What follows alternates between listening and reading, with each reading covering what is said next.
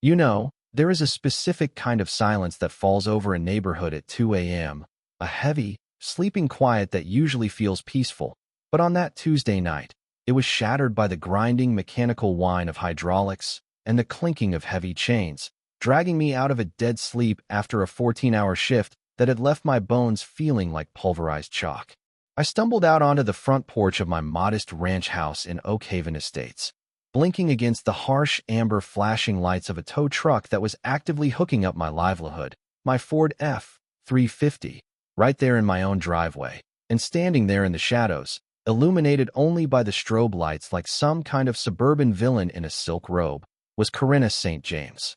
She didn't look guilty. She didn't look apologetic. She just looked satisfied, pointing a manicured finger to direct the driver with the absolute confidence of a woman who believes the world exists solely to serve her whims. And when she saw me standing there, barefoot on the cold concrete, watching $60,000 of tools and equipment about to roll away, she didn't hide. She just gave me this little wave, this smug, tight-lipped smirk that said I won and you don't belong here, sending a metallic taste of pure, unadulterated rage flooding into my mouth. 6 months later, that same woman would be sobbing, literally shaking and begging in front of the city council, pleading with me not to destroy her financial future. But in that moment, watching my truck disappear around the corner while the diesel exhaust hung in the air like the ghost of a crime, I didn't know I held the nuclear codes. I just knew I was in a war I hadn't asked for. Let me rewind the tape a bit so you understand the landscape of this battlefield. My name is Caleb, and 3 years ago my world stopped turning when I lost my wife, Sarah, to a brutal battle with cancer, leaving me with this house we bought back in the late 90s, back when this neighborhood was filled with teachers and mechanics, honest people who built things with their hands and didn't care if your grass was a quarter-inch too tall.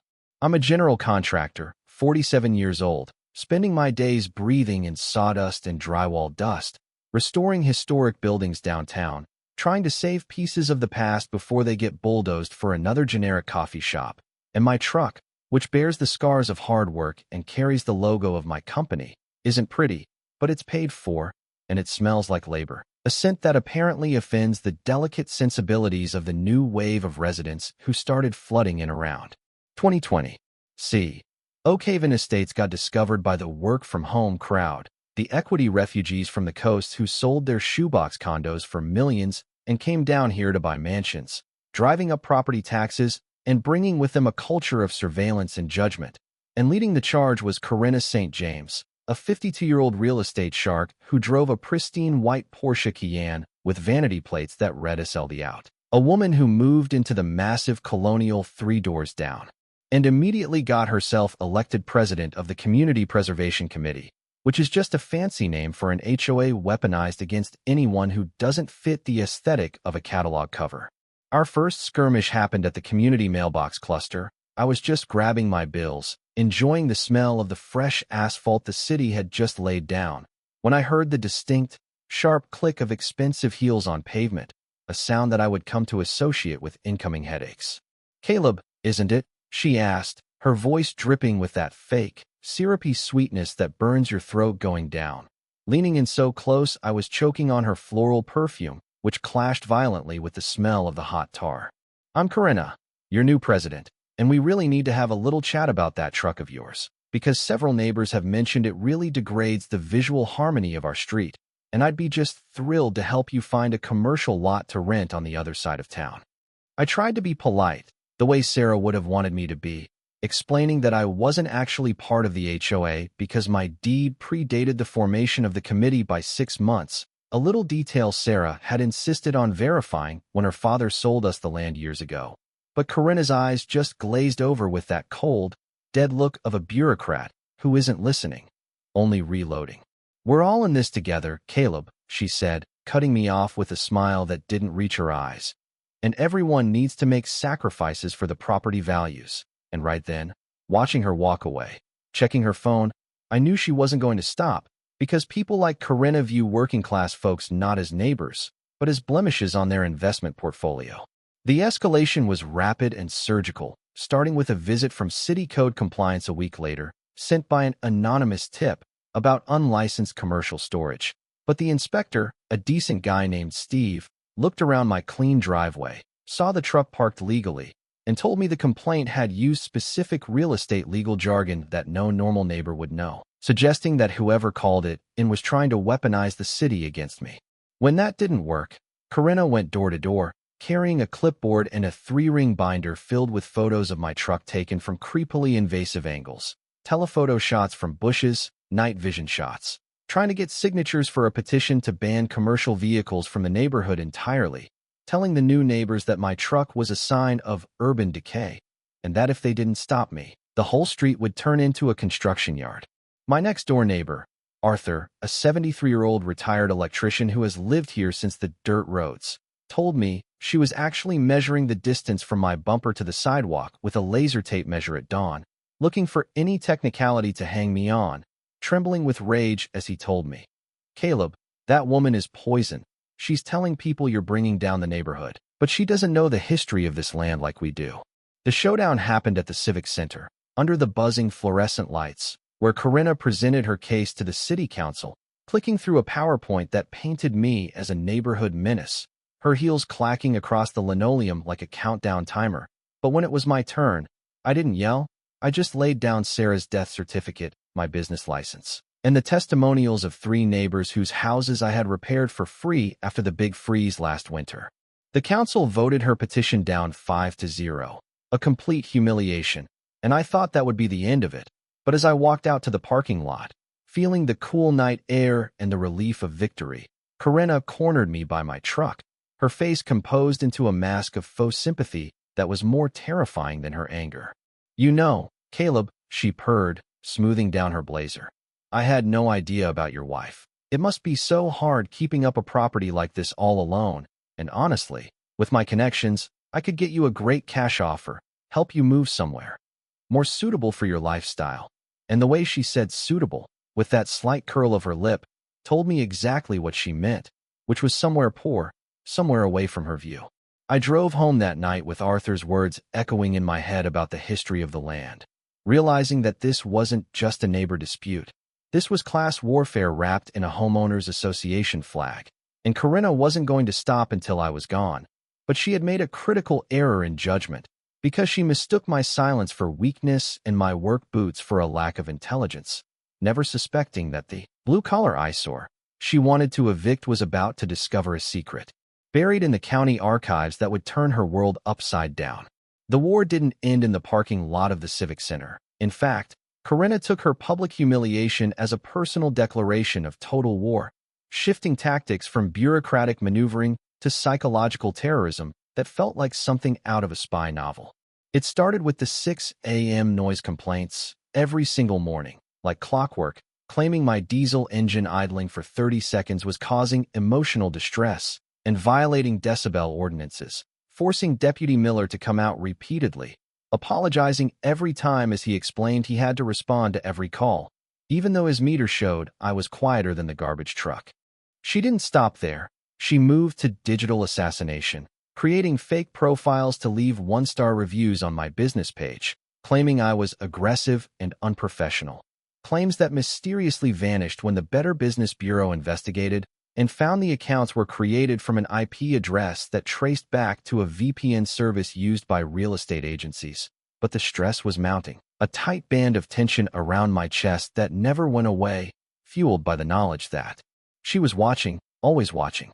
I installed high-definition security cameras, 6 of them, blinking with reassuring red lights, which only made her more paranoid, leading to a cease and desist letter from a strip mall law firm claiming my cameras were an invasion of privacy and causing her severe anxiety.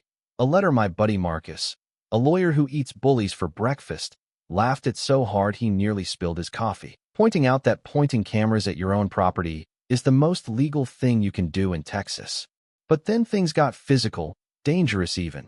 Like the morning I walked out to find the word leave spray-painted in jagged, angry red letters across my garage door, the paint still wet and dripping like a fresh wound. And while the figure on my security footage was wearing a generic hoodie, the walk was unmistakable, that distinctive, sharp gait, the click-click-click rhythm that I knew by heart, yet without a face. The police couldn't file charges, leaving me scraping paint off metal with shaking hands, wondering how far she would go. The breaking point, the moment the universe decided to tip the scales, came when my friend Jason, a realtor who knew the area, pulled me aside for a beer and dropped a bombshell. Corinna wasn't just being a Karen. She was systematically devaluing my house to clients, telling them I was a violent alcoholic and a problem neighbor, sabotaging my equity so she could swoop in, buy the lot cheap, and combine it with hers to build a tennis court. That night, consumed by a cold, calculating anger, I remembered Arthur's cryptic hint about the history of the land and the strange handwritten note Sarah had left in the bottom of her jewelry box, a note from her father that simply said, "Check the 1998 survey markers if anyone tries to push you." I took a day off, losing wages I couldn't afford to lose, and went down to the county records office, a dusty basement that smelled of old paper and bureaucratic secrets. And I paid $300 for a forensic title search, sitting there for hours until the clerk, a woman named Brenda who looked like she'd seen everything, suddenly stopped chewing her gum and pushed her glasses up her nose. "Honey," Brenda said, tapping a faded map from the late 90s. "You need to look at this, because I don't think your neighbor understands what she's living on."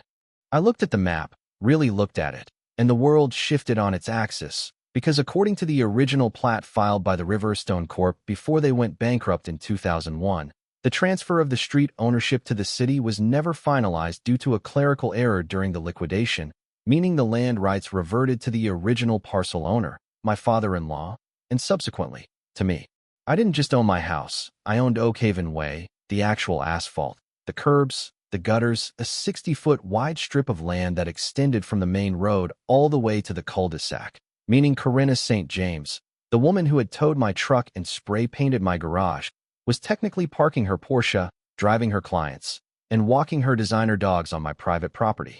I sat in my truck in the parking lot of the records office, clutching that certified copy of the deed like a holy relic, laughing until I was crying. Feeling Sarah's presence so strongly, it was like she was sitting in the passenger seat, whispering, "I got you, babe. I always got you." I called an emergency war council in my kitchen that night with Marcus and Arthur, laying out the documents on the table. And Marcus got this predatory grin, the kind sharks get before a feeding frenzy, explaining that as the private owner of the road, I had the legal right to restrict access, install gates, set speed limits, and, most importantly, charge usage fees or deny entry to commercial vehicles, effectively giving me veto power over anyone trying to sell or build on the street. We devised a plan that was so beautifully petty it brought a tear to Arthur's eye. We would file a quiet title action to confirm the ownership in court, but we would keep it silent, letting the legal gears turn in the background while Corinna, unaware she was standing on a trapdoor, continued to dig her own grave. And dig she did, escalating her attacks with a desperation that smelled like fear, culminating in the tire spike incident, where my new night vision cameras caught her, face fully visible this time in the moonlight, placing a strip of nails behind my rear tires at 3 a.m., a felony attempt to destroy my property that Marcus saved to a hard drive labeled checkmate. She even came over the next day, breathless and fake smiling, offering me a contract to buy my house for 20% above market value. A peace offering, she called it, while I stood there, wiping grease from my hands, looking at the woman who had tried to puncture my tires hours earlier, and simply said, "I think I'll stay right here.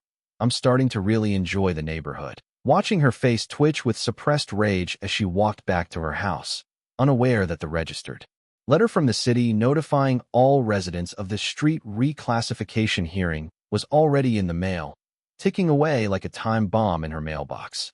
The atmosphere in the city council chamber that Thursday evening was electric, thick with the scent of cheap coffee and nervous sweat, packed wall to wall, because word had leaked out on social media that something unprecedented was about to go down in Oakhaven Estates. Corinna arrived like she was attending a gala, flanked by a slick attorney in a $3,000 suit, radiating an aura of untouchable arrogance, completely unaware that the folder I held in my calloused hands contained the end of her reign. The mayor called the session to order, announcing the agenda item: petition for reclassification of Oakhaven Way from public access to private roadway. And you could hear a pin drop as Corinna's lawyer stood up, launching into a rehearsed speech about how this was a frivolous claim, how the city had maintained the road for 20 years, and how I was just a disgruntled resident trying to extort the community. Corinna sat there, nodding smugly, shooting glaring looks at me and Arthur, probably thinking her money and influence would crush this like a bug, until the city attorney, a sharp woman named Ms. Davis, stood up and dropped the guillotine, stating clearly into the microphone, "Actually, counsel, our independent review confirms that the title transfer never occurred. Mr. Caleb is the sole legal owner of the land, and furthermore, the city owes him approximately $150,000 in reimbursement for unauthorized usage and maintenance over the last 2 decades." The silence that followed was absolute, a vacuum where Corinna's reality used to exist, her face draining of color until she looked like a wax figure melting under heat, her mouth opening and closing like a fish on a dock. I stood up then, walking to the podium not with anger, but with the quiet weight of every sleepless night, every insult, and every moment of grief she had exploited. I looked the council members in the eye and said, "I didn't want this fight. I just wanted to park my truck and live in the home my wife died in. But this woman," and I pointed directly at Corinna, whose composure was fracturing in real time, "decided I wasn't good enough. She towed my truck, she vandalized my home, and she tried to drive me out, not realizing that her entire ability to access her driveway depended on my permission. That was when she snapped, leaping to her feet, knocking her chair over with a crash that echoed like a gunshot, screaming, 'This is a lie. You can't do this. I am the president. That road is mine.' Her voice screeching into the hysteria of someone watching their power evaporate, and as the cameras flashed, catching her meltdown in high definition, she shrieked, 'He's just a dirty contractor. He doesn't belong here,' exposing her true, ugly heart to the entire room. The vote was unanimous, 5-0 in my favor, and as the gavel banged down, cementing my ownership, Deputy Miller stepped forward from the back of the room, not to arrest me, but to serve Corinna with the lawsuit Marcus had prepared, charges for harassment, vandalism, backed by the clear video of the tire spikes, and a restraining order that would make it legally difficult. LT for her to even live on the street she had terrorized. The victory was total. 3 weeks later, facing a mountain of legal debt and the humiliation of having to ask my permission to have a moving truck enter the street, Corinna settled out of court, paying me substantial damages and selling her house at a loss to flee the neighborhood she had tried to rule. We threw a block party on the asphalt of Oakhaven Way a month later, right on the road I legally owned, with Mrs. Nguyen grilling ribs and Arthur playing old country songs on a boombox, the air filled with the smoke of barbecue and the sound of laughter, a community healing itself from the toxicity of one person. I used the settlement money and the reimbursement check from the city to start the Sarah Memorial Scholarship, a fund for kids from working-class families who want to go to trade school, proving that the dirty work truck Corinna hated so much could build a future for someone else. Sitting on my porch now, watching the sun set over the street where I can finally park in peace, rubbing my thumb over Sarah's wedding ring on the chain around my neck, I realized that justice doesn't always roar. Sometimes it just reads the fine print. But it makes you wonder, doesn't it? In a world where neighborhood associations can wield this much power over your life, where someone can try to destroy you just because they don't like your job, how much of our property do we actually own? And is it right that it took a lucky clerical error from 20 years ago to save a man from losing everything?